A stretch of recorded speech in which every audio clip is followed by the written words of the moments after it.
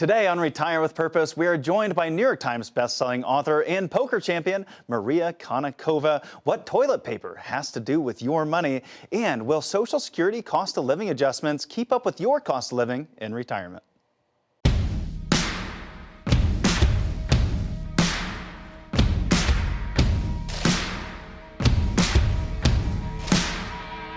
Welcome to Retire with Purpose, a show specifically designed to help you maximize your financial confidence in retirement. Casey Weade is the CEO and Chief Visionary of Howard Bailey Financial, a certified financial planner and Wall Street Journal best-selling author. He's your host on Retire with Purpose. Should you take retirement advice from a professional gambler? Well, sometimes the answer is yes. I'm Lee Kelso. This is Casey Weade. We're glad you are here. Casey is a certified financial planner. He is the president of Howard Bailey Financial, and he's also the host of the Retire with Purpose podcast. And that's what put him in touch with a professional gambler that you may have heard of, Maria Konnikova. Now, Lee, I would use that term with Maria, but she would say that you're wrong. She would say that poker is not gambling. She would say roulette is gambling. And she breaks that down for us during our interview, which we're going to share that particular clip with you here in just a moment. But yes, as you know, and I remember I was a big poker fan as a kid and watched a lot of the World Series of Poker Championships, and I got to see Maria Konnikova play. So it was really exciting to have the opportunity to interview her, not just because of that, but also because she's a New York Times bestselling author and of the book, The Biggest Bluff, which if you stick around, we're going to show you how to claim your free copy of the book we've partnered with her on, and that is The Biggest Bluff, where she makes a lot of parallels between poker and making better investment and financial decisions. She shares with us just how to make better decisions in life in general. We apply that to the financial world in our conversation. And off the top here, we're just going to have her explain to you how poker is a lot like investing and how poker can help you become a better investor rather than a gambler. I think that it forces you to actually evaluate the bets that you're making much more thoroughly and to figure out, if my reason is good, right? If my decision process was good, if I actually was thinking through the things correctly, then the outcome, what's happening at any given moment shouldn't matter, right? If I'm still sure of my thesis, if I'm still sure of the elements that were my core elements, then I should not change my decision because of what's happening right now in the markets. That's the equivalent of suffering a bad beat in poker and then saying, oh, I'm never going to do that again. No, you have to do it again and again and again, because if you were a 75% favorite, you're going to lose 25% of the time.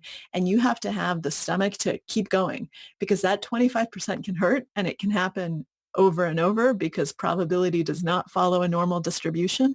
And so what you have to do is just keep making that same decision. So in investing, it helps you from over trading, which is a huge, huge problem that investors have. So Danny Kahneman, who won the Nobel Prize for economics, the only psychologist to ever do that, has worked a lot with investors and has found that even though they think that they're poker players, they're really gamblers. So they more resemble people who play roulette than people who play poker, because they don't actually focus on the process. They instead are so anchored to the outcome that they end up locking in losses and not realizing all of the gains and just being way too emotional. Another one of the books that Maria wrote had to do with con artists. She wrote a book that I found really intriguing, where she explored the world of con artists and what leads individuals to being conned. What happens if you're looking for a financial advisor or an investment advisor or a broker or someone to help you with your finances? One of the first things you're looking for is, can I trust this person? Is this person bluffing? And we all want to avoid losing money or getting conned. And Maria shares with us here the number one determinant of whether someone may have a high likelihood of being conned or not. This is such an important point. People, ego, I keep saying ego. Our ego gets us into so much trouble. So people refuse to believe that they could have been conned. And so they go through so many logical, intellectual hoops to try to rationalize why it wasn't a con, that they just become primed. They think that they can see through it next time. They think that they can actually win. And so it turns out that one of the best predictors of whether someone will be a victim of a con is whether they've already been a victim of a con. If the answer is yes, then you're golden. Go ahead and con them. They're going to fall for it again. In fact, con artists will have these things called suckers lists where you can pay money for lists of individuals who've fallen for telephone scams or, IRS scams or this or that. And people will pay a lot of money for that list because these are the best victims, because out of a different combination of factors, whether it's wounded ego or pride or just not wanting to admit that you could get conned, or just all of these things that you've done to rationalize away what happened and convince yourself that either you can see through it or that it wasn't a con to begin with. As we got deeper and deeper into this conversation together, one of the things that I wanted to ask her specifically was how to handle individuals that have maybe bigger egos or unrealistic expectations. Annie Duke previously shared with me on another podcast that one of the things that she avoids if she's seeking financial advice is someone that has this big ego that is taking a hard line on things, I should say. They're saying, this is bad, this is good, this is exactly what you have to do. In poker, she said that is a saying that goes, strong means weak. And she wants to find someone that understands that finance is nuanced. Well, someone might come in and visit with us and demand, hey, I want an 8% return. I don't ever want to lose any money. I want to know, well, how do we handle those unrealistic expectations in office when we're meeting with someone like that? And it kind of comes down to being able to explain that it is nuanced. You say, look, the reason I'm saying that I can't guarantee this is because nobody can. And actually be prepared. Show them as much data in as compelling a way as you possibly can, and try to explain it without condescending, not being like, you're an idiot. Be like, look, here's historically, let's look at the people who've guaranteed 8%. Bernie Madoff, Bernie Madoff, Bernie Madoff, and Bernie Madoff. That's the type of person who can guarantee that type of return.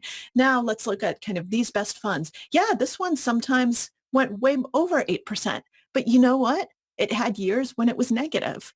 Actually show them and talk through what you know that they don't know. And then I would also go a step further and say, and anyone who promises you otherwise is lying. And I hope you understand why. And I really do, I have your best interests at heart. If someone ever says I can guarantee you 8% every single year, run away. We continue this conversation with Maria. One, make sure your advisor is being completely transparent, honest with you. They're not over-promising. They're telling you exactly what you need to hear when you need to hear it. And in addition to that, I wanted to ask her, well, we have that aside. What is the most important thing that we should look for in a financial planner? Also, have someone who listens to you and who listens to your goals, because everyone has different goals when it comes to investing. Is my goal to retire in 10 years? Well, that's a very different investment strategy from, if I'm in my 20s and I have no desire to retire for 40 years, right? I can take much more risk if I'm in my 20s than I can when I'm in my 50s, because bigger risks, bigger rewards, bigger gains. But if I'm someone who has a fixed date, this is when I retire, this is how long I have, all of a sudden, different strategies are going to be effective. And so someone needs to listen to you. There's no one size fits all. And a lot of times advisors don't truly listen because they think they know better than you. So as an advisor, never think you know better than your client what they want. Listen to what they're actually trying to tell you. Man, she just kind of says it like it is, doesn't she? Yeah. If you'd like to hear more from Maria Konnikova, of course, you can listen to the podcast, but we also have an opportunity for you to pick up a copy of her latest book. Casey has worked with Maria to make these books available to you. It's called The Biggest Bluff, How I Learned to Pay Attention, Master Myself, and Win. It walks you through her story of how she became a poker champion and how the concept of skill, luck, chance, and the game of poker can also teach us lessons that you can use in everyday life. So I hope you're going to be one of the next folks who will call right now at 866-482-9559 or text the word BLUFF to 866-482-9559 to receive a copy of Maria's book, The Biggest Bluff. Better act quick. I think those are going to go fast. All right, Marshal Johnson joins Casey when we come back to take a look at how the thoughts about spending and money that you learned as a child might not still apply.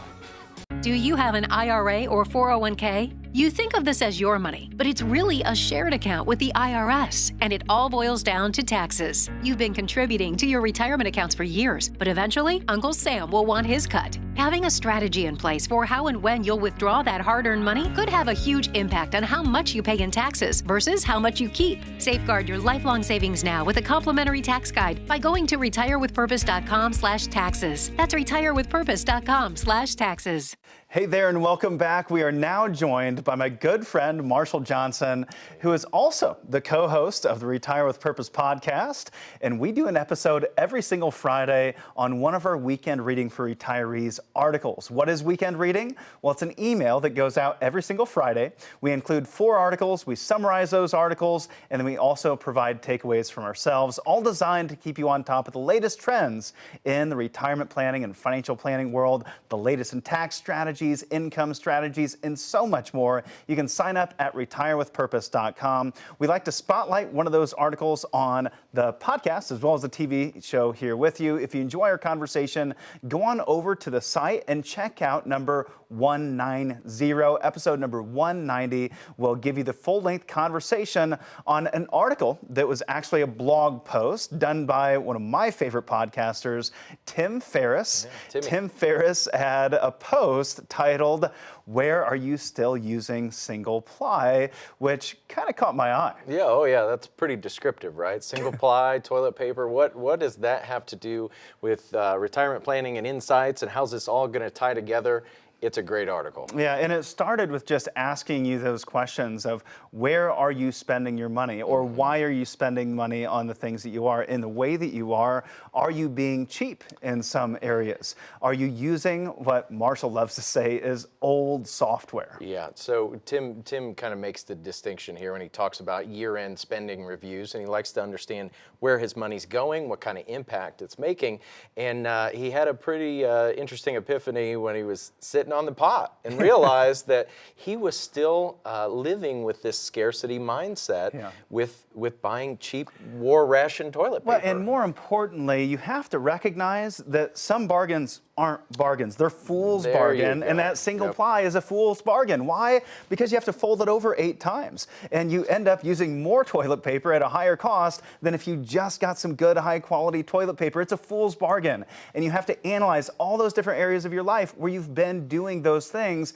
You're programmed by maybe experiences you had as a kid, from your grandparents, your parents, and I know for me, I've had that same issue. I've had that issue with single ply. You know, until my wife moved in, she goes, "Why are you doing this? Let's get some nice toilet paper." I continued to use that single ply, and that's not the only area. Another thing that I had been made fun of for many, many years was something that my dad taught me, and that was reusing Ziploc bags. We would reuse these plastic Ziploc bags over and over again, and I continued to do this a couple years into our marriage until my wife brought to my attention that we're losing a lot of products because these bags develop holes over time as we throw some soap in there and rinse them out and dry them off. Like let's move on. You were still using your old software there. So Tim says we need to go back and re-examine some of these things that may have been unquestioned in our psyche for years, and understanding that, hey, when we're young, between the ages of 6 and 12, they tell us that your fundamentals and your norms and your biases around money and spending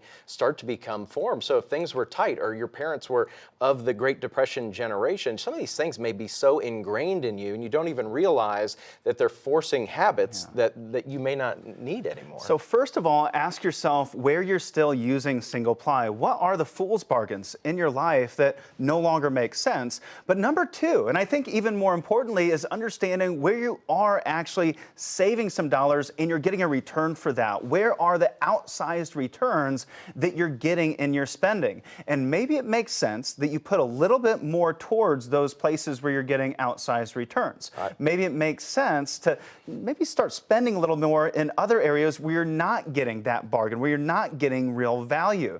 And I know one of those areas for me is cereal is a big one. SpaghettiOs. I love SpaghettiOs. I've always loved SpaghettiOs. And you have to get the name brand. Our kids won't eat the Honey-O's. They want the Honey Nut Cheerios, right? And you end up not enjoying that, and it only costs a few cents more to get that little better experience out of life. Well, one thing that I really liked from this article was Tim talked about kind of examining your previous year, and one way he did that real easily is just to go through his photo stream on his phone, right? So he's looking through his photos, and where did he take a lot of his photos? Where did he really love the experiences that he was having? And then examine, well, how much did we really spend in that area? And what if we spent a little bit more? What if we did that twice a year versus once a year? How much bigger of a return will that make in our overall happiness? We're really talking about making outcome-based decisions rather than scarcity-based decisions. Being frugal by choice rather than frugal by default. And I feel like a lot of families, may be doing this, but we work with people that are savers, right? They're taught to save, but spending is a whole other story, Casey. I think we could share a lot of situations that we've dealt with individuals that they could be spending more, but it's a fear-based or it's a scarcity-based decision. And good planning can lead to you spending more dollars and getting a better experience out of those lives if you have a good financial plan. There's one family that comes to mind, and this was a gentleman that had been investing on his own for many years through a low-cost ETF provider, and they weren't spending. They had been retired for a number of years, and he was fearful to spend because he was taking so much risk with that life savings, and he wasn't sure how much he could spend. It kind of goes back to some of those financial wellness discussions, getting organized, putting together a plan, making sure you understand your behavior, and looking at the big picture. Once we were able to do that, we came back and had a review about a year later. He bought all the kids ATVs that year for Christmas, and he'd been wanting to do this for many years, and his kids said, "Hey, Casey, what'd you do with my dad?" Yeah, well, and that's a great expression, right? Like, what happened to Dad? He's willing to spend in the freedom to spend, and I believe that's my greatest contribution to the families that I get to work with, is helping them understand that they can spend if they're in that position to do so. I'm thinking of one family in particular where I came in, I met with them, and right away we started to hear about the house, how it needed some upgrades. Well, in her opinion, the house needed some upgrades, specifically the carpet, which was new to the house 25 years ago, and she's wanted to replace the carpet for going on 10 years now, and he still won't allow her to do that, and that was creating turmoil. I mean, I heard about it 5 times in a brief conversation, and so showing them that you can spend, you can upgrade, and you can improve your life by having a good plan in place. That can lead to a better, not just life, but a better marriage at the same time. And if that's the situation you're in, where you're ready to get organized, figure out where there's good value that you're getting, maybe those areas where you have fool's bargains, and put together a plan where you can go out and spend dollars on things that create a better experience for yourself. That's one of the things we strive to do for all the families that we work with. Give us a call right now at the number on your screen, or just text consult to the number on your screen, and we'll walk you through a complimentary consultation, all designed to create and elevate the experience that you're getting from your financial life and take it to that next level. We'll structure an income strategy. We'll do a risk analysis, a cost analysis, a Social Security analysis as well, provide you that information, and that can take just 30 minutes or less. We can do it over the phone, we can do it over a Zoom call from the comfort of your living room, or we can do it one-on-one in one of our local offices. So give us a call or text the number on your screen. Stick around, because up next, we're going to be talking about the future of Social Security and if Social Security's cost of living adjustments are going to keep up with inflation over time. So stick around.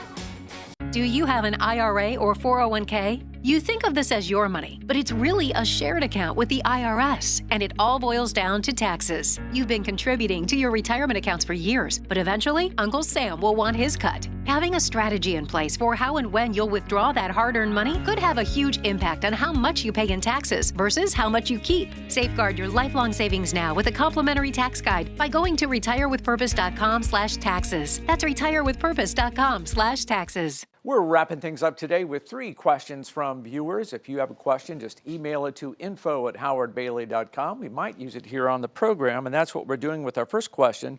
Do you think Social Security will be able to keep up with the cost of living in the future? Well, I think cost of living in general and inflation has just been a major concern for your average American over the last 20 years with the amount of dollars, the trillions of dollars that have been printed off over the last 20 years. We have these concerns, and not only are they genuine, but I think they're valid concerns as well, but it's not something that has come to fruition. So when you look at those Social Security cost of living adjustments that you've been receiving, so you get a cost of living adjustment every year that's based on CPIW, and so the Consumer Price Index of urban workers, clerical workers, urban wage earners, and clerical workers. That may not, one, be representative of the way you spend dollars, but it has been there, and it has been adjusted for inflation. So we haven't seen rampant inflation, so in return, we haven't seen huge adjustments in your cost of living and your Social Security year after year for the last 20 years. But historically, we can go back to years when we've seen large increases in Social Security because it does directly correlate to inflation. So yes, I do believe that Social Security cost of living adjustments will keep up with the cost of living in the future because it is indexed to inflation. It is indexed to the CPIW. Now, will it keep up with the way that you spend money? I don't know. Where do you spend your dollars? Because there's different segments of the market that increase at a rate that might be higher than your average inflation number. And where are you spending more of those dollars as a retiree? And a lot of retirees have big expenses, especially on the back end of the retirement, in the area of healthcare. And healthcare expenses increase dramatically faster on average than CPIW increases on average. This is one of the reasons that they've been thinking about changing that number. There's been a lot of discussion around changing CPIW to something called CPIE. Because you're no longer working, why would Social Security be indexed for a worker's way that they spend dollars? So CPIE is CPI for the elderly, which is more representative of maybe the way a retiree is spending dollars. But again, that's going to be different for everyone. And then I'm going to throw out something different. And that is, will inflation really impact you? If you look at the research, the latest research, it doesn't align with the way financial advisors have been planning for the last 20, 30 years. How does the average advisor plan? They throw your numbers into a retirement analysis or a financial planning piece of software. They throw in 3% or 4%, and they say your expenses are going to increase at 3% every year for the rest of your life. That's not reality.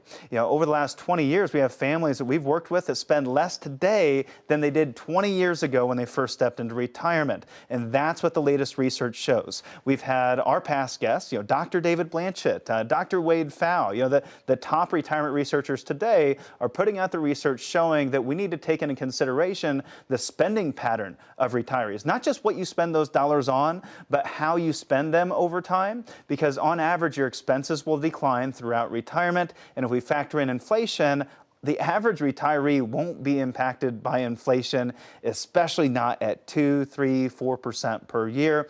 That doesn't mean I'm pulling out the crystal ball and saying that it won't impact you, because I don't know. That's why when we put together a financial plan, we have a piece we call flexibility. And those are going to be dollars that are going to be indexed for inflation, where we can use these dollars to increase our income if we need to down the road. We want to make sure we have flexibility in the plan, because we can't just always look back and count on history to always repeat itself in the future. Your life will change. We need flexibility in that plan. We need to be able to adapt. So just make sure that's a piece of your plan. Ooh, I like the sound of that. Can you explain the difference between an index mutual fund and an fixed indexed annuity? Yeah, these are two very different things, and you do not want to get these two things mixed up. And then an index mutual fund is going to track a certain index. That might be the price of gold. It might be the S&P 500. Let's just pretend it's an S&P 500. So that index mutual fund, or ETF for that matter, which operates very similar to an index mutual fund, is going to track that index as closely as they possibly can year after year. They're trying to match that index's returns, less expenses. When it comes to a fixed indexed annuity, it's significantly different. It's tracking those indexes, but it's tracking those indexes without the cost of the mutual fund itself. So one, you don't have the cost being drugged back from the S&P 500's returns. It's tracking that S&P 500's returns directly. Now, there's a caveat. When you're inside that index mutual fund, you're receiving dividend income from that particular index, say the S&P 500, versus if you're in the fixed index annuity, those indexes that are being tracked inside the annuity, they may or may not include dividends. That's an important question to ask your advisor. Is this a total return indexed annuity that's going to also include dividends in those returns year over year? And preferably, you'd rather receive those dividends year over year. Inside the index mutual fund, you can lose money. Inside the indexed annuity, you have a floor, so you're never going to go below zero, and you're going to lock in those gains periodically. If the index mutual fund goes up 20% the first year, 20% the next year, you're up 40%, and then it loses 50%, well, there go your gains, right? Inside of that indexed annuity, you've locked in those gains every year, so you're not going to lose those gains when it goes down 40% in year 3 in that particular example. Now, for that security, you give up a couple things. One is upside potential. So you're getting unlimited upside potential inside of that index mutual fund minus the fees, where inside the indexed annuity, your gains are going to be limited by a cap or a participation rate. And in return, you're also going to have to give up some liquidity. So you can sell that index mutual fund anytime, get your dollars back. Inside the indexed annuity, you might only be able to take 5-10% of the account value every year. All right, let's get to Judy's question. She wrote in with this question. Can a 401k be converted to a Roth IRA? And which is better for a sum of about 40K? Boy, Judy, that's a tough question because it's not universal. If you want to convert your 401k to a Roth IRA, you need to have separated from service or stepped into retirement. You're rolling it over to an IRA. You can roll it directly to a Roth IRA. If you're still working, some plans actually allow you to do internal conversions, taking those tax-deferred dollars over to the Roth 401k portion of the 401k. That's a relatively new thing. We'll sit down with you and do a Roth conversion analysis to see if it makes sense for you. All right, here's an opportunity to get that in a personal way, and that is to be one of the next 10 callers to reach out and request a consultation with a member of the Howard Bailey team. Next 10 callers who dial 866-482-9559 can meet with a member of the team to learn just how well prepared you are for all the vagaries that can come along with retirement. It could actually derail your retirement. So here's a chance. I hope you'll take it. Call 866-482-9559 and request that complimentary review with a member of the Howard Bailey team. That's all the time we have this week. We'll see you next week on Retire with Purpose.